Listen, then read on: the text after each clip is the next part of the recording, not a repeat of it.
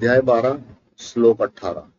संशयो च मित्रे च तथा मानो पानयो शीतोष्ण सुख दुखेशु समय संग विवर्जिता। अर्थात जो शत्रु मित्र में और मान अपमान में सम है तथा सर्दी गर्मी और सुख दुखादि द्वंद्वों में सम है और आसक्ति से रहित है। प्रश्न, भगवान का भक्त तो किसी भी प्राणी से द्वेष नहीं करता, फिर उसका कोई शत्रु कैसे हो सकता है? ऐसी अवस्था में वह शत्रु मित्र में सम है, यह कहने का क्या अभिप्राय है? उत्तर, अवश्य ही भक्त की दृष्टि में उसका कोई शत्रु मित्र नहीं होता, तो भी लोग अपनी अपनी भावना के अनुसार मूर्खतावश भक्त के द्वारा अपने अनिष्ट होता हुआ समझकर या उसका स्वभाव अपने अनुकूल न दिखने के कारण तथा ईर्ष्यावश उससे शत्रुता भाव का भी आरोप कर लेते हैं। ऐसे ही दूसरे लोग अपनी भगवान के अनुसार उसमें मित्र भाव का आरोप कर लेते हैं, परंतु संपूर्ण जगत में सर्वत्र भगवान के दर्शन करने वाले भक्त का सब में संभाव ही रहता है। उसकी दृष्टि में शत्रु मित्र का किंचित भी भेद नहीं रहता। वह तो सदा सर्वदा सबके साथ परम प्रेम का ही व्यवहार करता रहता है।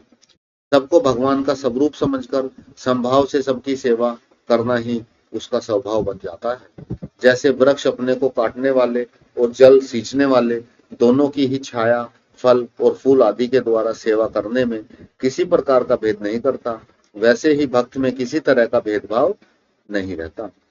भक्त का समतत्व वृक्ष की अपेक्षा में अधिक महत्व होता है।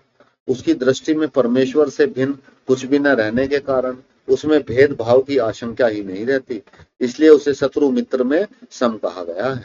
प्रश्न, मान अपमान, शीत उष्ण और सुख दुख आदि द्वंद्वों में सम कहने का क्या अभिप्राय है?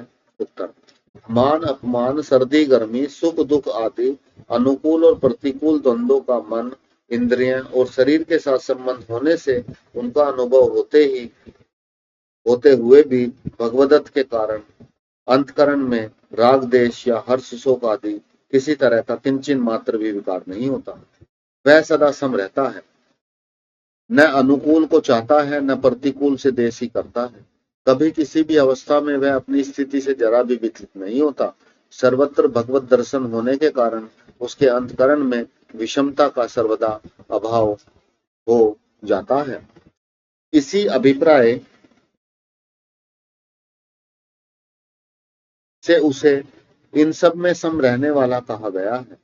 प्रश्न, संग विवर्जिता का अर्थ संसार के ससंग से रहित होना मान लिया जाए तो क्या हानि होगी?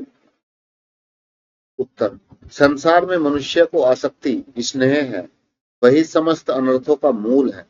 बाहर से मनुष्य संसार का ससंग छोड़ भी दे, किंतु मन में आसक्ति बनी रहे तो ऐसे त्याग से विशेष लाभ नहीं हो सकता।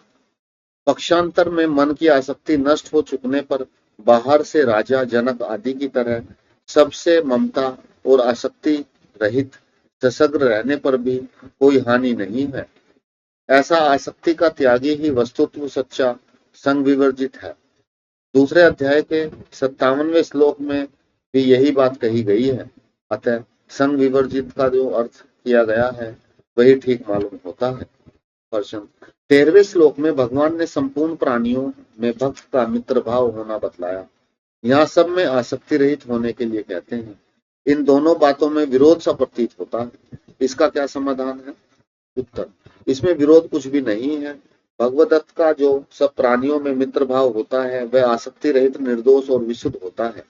सांसारिक मनुष्य का प्रेम आसक्ति के संबंध से होता है, इसलिए यहाँ स्थूल दृष्टि से विरोध सा प्रतीत होता है। वास्तव में विरोध नहीं है। मैत्री सद्गुण है और यह भगवान में भी रहती है, किंतु आसक्ति दुर्गुण है और समस्त अवगुणों का मूल होने के कारण त्याज्य है। वह भक्त भगवत तत्व में कैसे रह सकती है?